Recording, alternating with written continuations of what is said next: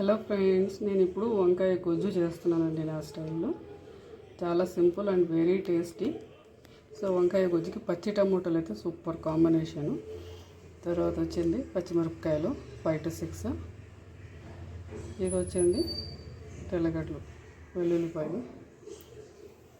ఇది 1/2 kg అండి. ఇందులో కొంచెం పోతాయి కదా, అట్లా 1/2 kg తీసుకున్నాను. రిమైనింగ్ ఇది వంకాయలు. నెక్స్ట్ వచ్చి చింతపండు కొంచెం. రిమైనింగ్ అంతా ప్రాసెస్లో చెప్తాను ఫ్రెండ్స్. ఇప్పుడు పెనంలో ఆయిల్ వేసుకోవాలి, ఒక్కొక్కటి ఫ్రై చేసుకోవాలి. ముందుగా పచ్చిమిరపకాయలు వెల్లుల్లిపాయలు వేస్తున్నాను.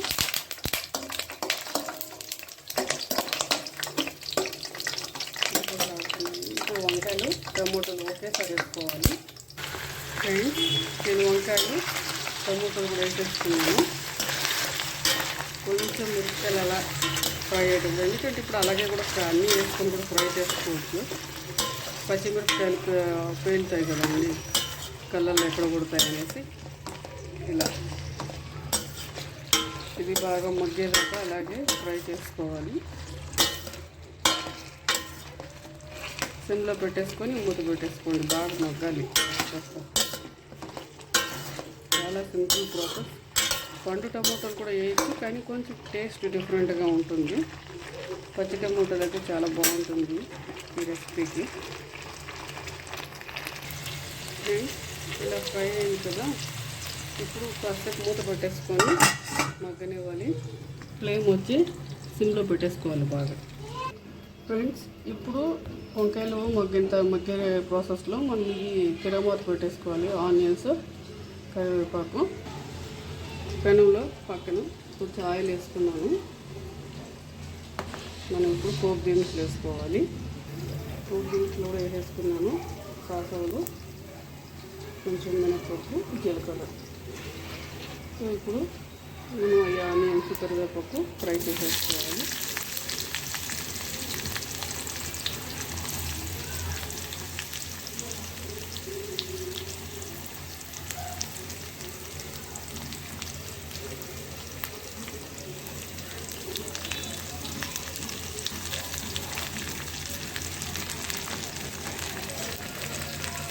బాగా కొంచెం లైట్ రెడ్ వచ్చేదాకా ఫ్రై చేసేసుకోవాలి.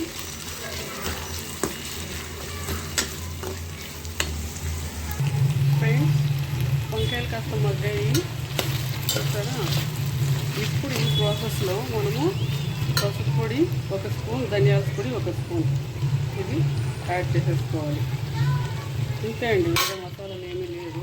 చాలా సింపుల్ ప్రాసెస్, చాలా టేస్టీగా ఉంటుంది.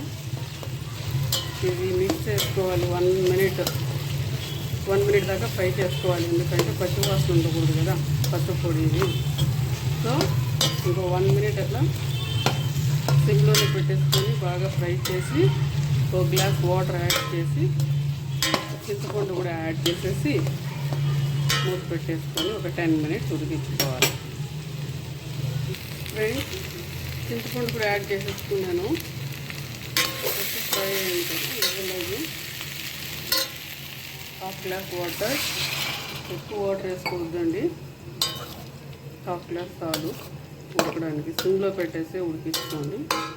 ఇందులోనే ఇప్పుడు ఉప్పు కూడా యాడ్ చేసేసుకోండి.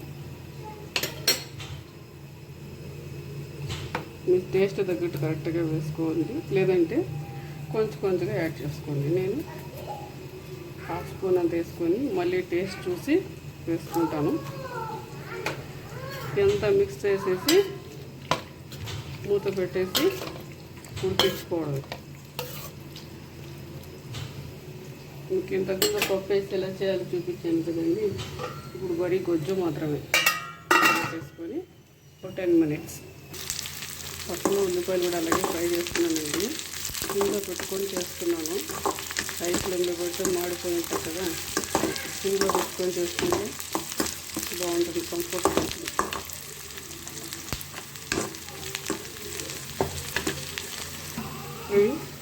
చూసారా, ఆనియన్స్ బాగా మగ్గింది, బాగా రెడ్గా ఫ్రై అయింది లైట్గా. ఇంకే ఇప్పుడు ఆఫ్ చేసేసుకొని దాంట్లోకి మిక్స్ చేసుకోవాలి. ఇంకా కుక్ అవుతుంది, ఇంకా 5 మినిట్స్ పడుతుంది వంకాయలంతా ఉడికేకి.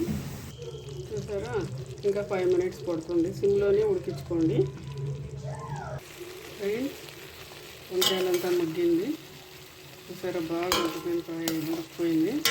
ఇప్పుడు మనం పప్పు గుత్తితో ఎనిపేసుకోవాలి.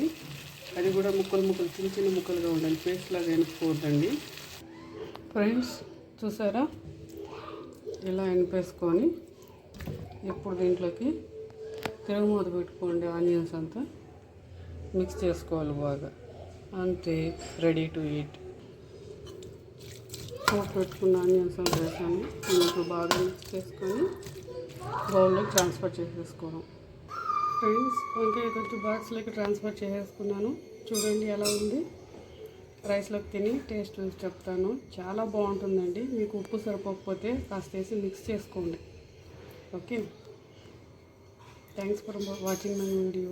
Please refer my video friends. వంకాయ గుజ్జు రైస్ టేస్ట్ చేయబోతున్నాను. మీరు కూడా సేమ్ ప్రాసెస్లో చేసుకోండి. సో మీకు ఎవరైతే కారం ఎక్కువ తింటారో కొంచెం మిరపకాయలు, చింతపండు కూడా ఎక్కువ తినే వాళ్ళు ఉంటారు కదా. సో మీ టేస్ట్ తగ్గట్టు వేసుకోండి. కొన్ని చింతపండులు పుల్లగా ఉంటాయి. సో ఆ విధంగా నేను తక్కువ చింతపండు వేసినా సరిపోయింది.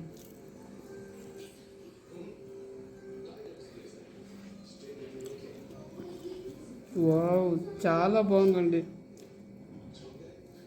యమ్మీ. చిని సూపర్ టేస్ట్ అండి.